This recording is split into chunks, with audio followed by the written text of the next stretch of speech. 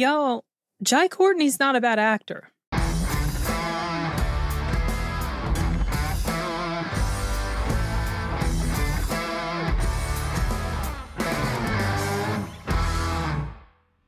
Okay, just wanted to do a very quick review of Dangerous Animals, which was this past Monday's Regal Mystery movie on the 26th of May, and it's coming out next weekend. As of the recording of this is the 29th of May, so it's probably going to go up next week. But anyway, I enjoyed this film enough that I wanted to make a separate review for it. Deleted Scenes and I had a live stream discussion about it on the 27th on Tuesday, so if you want to check that out, you can. But basically, the premise of the story is, well, in a nutshell, it's about a serial killer who's obsessed with sharks. And I'm not going to give too much away, but the premise is there is a girl, she's kind of a loner. She meets this guy and they have a one-night stand. There's chemistry there, sparks fly and everything, and she's kind of interested, but she's a little hesitant, that sort of thing. So she runs off to go surf. She gets taken by the serial killer who you are introduced to at the very beginning of the movie in a little prologue-y scene that shows you what's up with this guy. And so basically this movie is a survival movie. This girl, she's trapped with a serial killer and he likes to play with sharks. And it's pretty horrific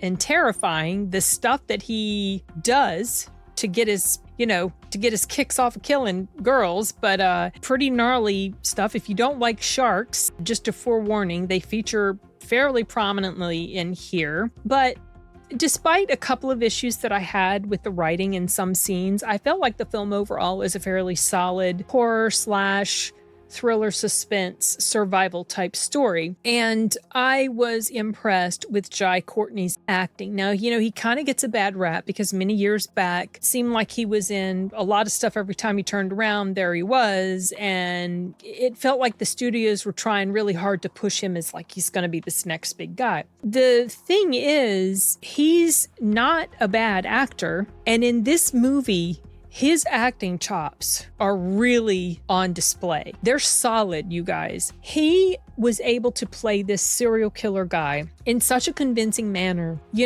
One of the things I was thinking about when I saw this was, how when serial killers are caught and people a lot of times are like, oh, well, he was so nice and he was so unassuming. And people that have lived through these experiences with them, they'll say like how nice the person was. And basically they get caught off guard and there's just like this switch that gets flipped and they turn into this monster. And you see this happen with his character. It's going to happen. Like, let's say before he's done some of the stuff he's done, it's going to happen. But up until that point, he's so convincingly a nice guy. And then just like that, it's just, whew. I was impressed with his performance. And I think if you're a fan of his, this is definitely worth checking out. If you are scared of sharks, it's not going to help your fear.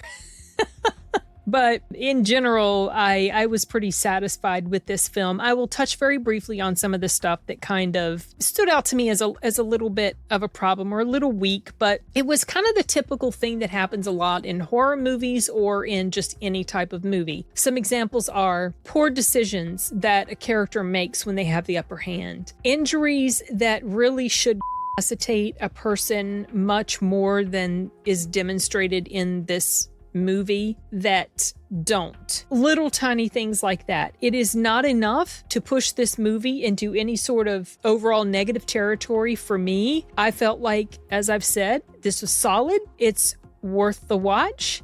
If you like horror, definitely check this out. This is one of the more solid entries in this genre that I've seen this year. And I watch a lot of horror, and most horror is not that great, but this one was pretty decent. So I liked it enough that I wanted to share it with you. Liked just the overall story. The premise was interesting and terrifying, and the acting was quite good. I like the way all the actors played their part. And at about an hour and 39 minutes, I think, counting credits, this is a pretty swiftly paced movie, even though the lead up to things that happen is done in such a way that you get a pretty decent grasp for the characters that you're dealing with, the characters that you are going to be spending some time with. So I felt like it does a really good job at a lot of these different things and enjoyed it enough that I wanted to do my own solo review for it. So this is me telling you guys about Dangerous Animals. Like I said, it comes out next weekend, first weekend in June. So if you want to support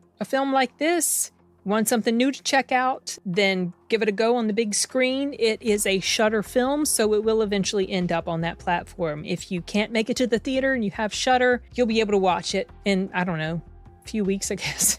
You know, it's how quickly they turn things over to the digital platform. But anyway, I don't have much more to say about Dangerous Animals, so I'm going to go ahead and wrap this one up. See you guys in the next video. Nos vemos.